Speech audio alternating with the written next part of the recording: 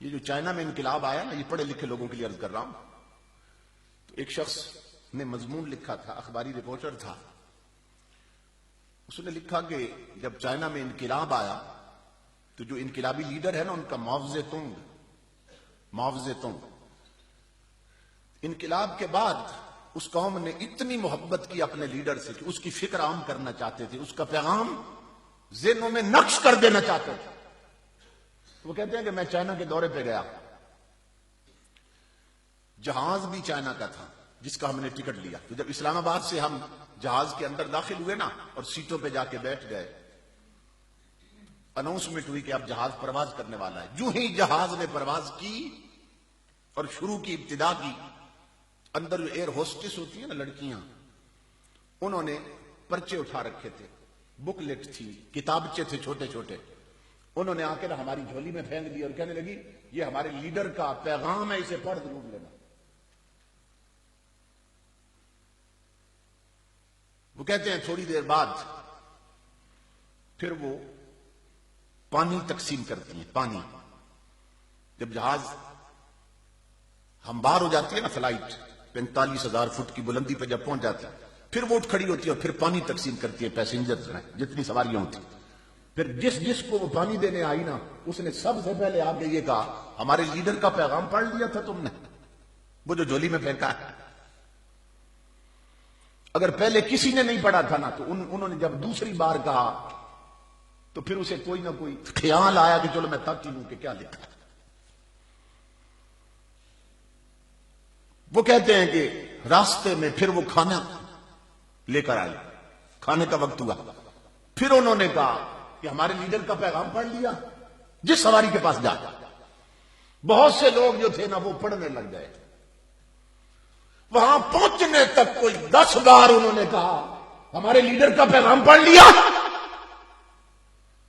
وہ کہتے ہیں ہم جہاز سے نیچے اترے، امیگریشن جہاں ویزے پہ سٹیمپ لگتی ہے نا اور آؤٹ ہونا ہوتا اس کنٹری میں، امیگریشن والوں کے پاس پہنچے تو امیگریشن والا ہر بندہ جو سٹیمپ لگا رہا تھا آؤٹ ہونے کی، ایگزٹ کی، تو وہ کہنے لگا کہ تم نے ہمارے لیڈر کا پیغام پڑھ لیا.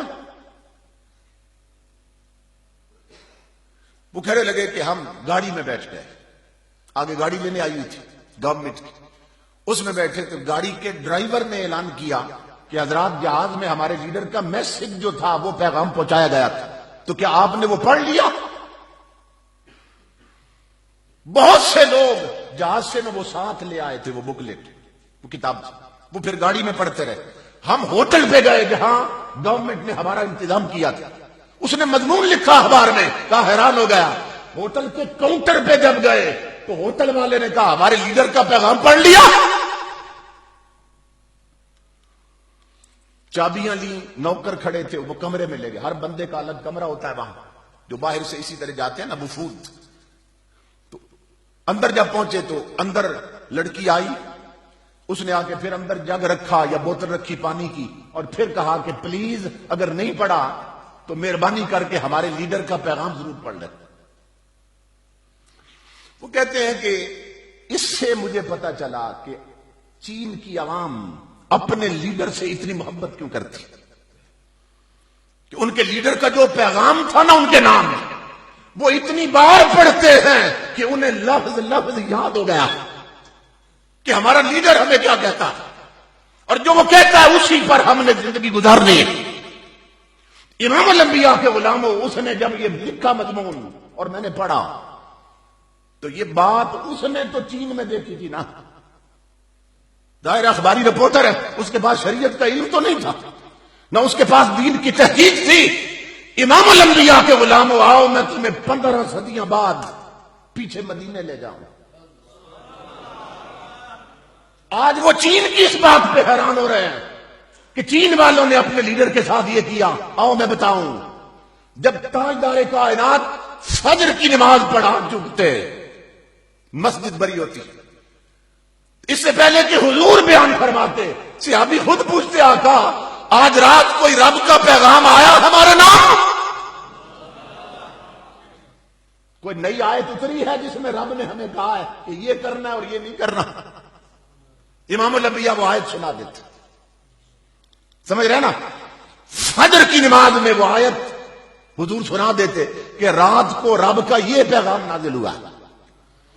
وہ ہر صحابی جب نماز پڑھ کے گھر پہنچتا تو سب سے پہلے اس کی بیوی پوچھتی کہ بتائیے ہمارے نام رب کا نیا پیغام کیا آیا ہے. وہ آیت بیوی کو پڑھ کے سنا دیتے. بیوی اپنے بچوں کو سناتی بیٹو سنو آج رب کا پیغام وسیلہ مصطفیٰ سے یہ آیا ہے. امام الانبیاء کے غلاموں دھوکوں سے دودھ بیچنے والے جب مدینے میں آتے نا دروازوں پہ دودھ دیتے تو وہ دستک دینے کے بعد فوراً پوچھتے ہو گھر والوں کیا آج رات کوئی رب کا نیا پیغام بھی آیا ہے؟ تو وہ دودھ لینے والے بتاتے آج پھر یہ آیت اتری ہے. تو وہ آیت صبح حضور بیان کرتے اور عشاء تک مدینے کی گلی میں گھر گھر میں ڈوک ڈوک میں اتنی بار دہرائی جاتی کہ جو سنتا اسے آیت یاد ہو جاتی اور انہیں ہر وقت خبر رہتی ہمارے رب کا ہمارے لیے کیا پیغام, ہمارے نبی کا کیا پیغام. میں حیران ہوں کہ لوگوں کو نماز کے پیغام یاد نہیں ہے, رب کے رسول کے یاد نہیں ہے, اور لوگوں نے سیف الملوک یاد کر رکھی. لوگوں نے بندوں کا کلام یاد کر رکھا ہے, نبی کا یاد نہیں کیا. جب تک نبی کا پیغام یاد نہیں ہوگا اس وقت تک کائنات میں بسنے والے مسلمان اجڑے رہیں گے, کبھی آباد نہیں ہوں گے. اس لیے کہ ہمیں تھوڑی تھوڑی چیزوں کی بھی خبر نہیں ہے کہ تاجدار کائنات اس کے بارے میں کیا فرماتے ہیں.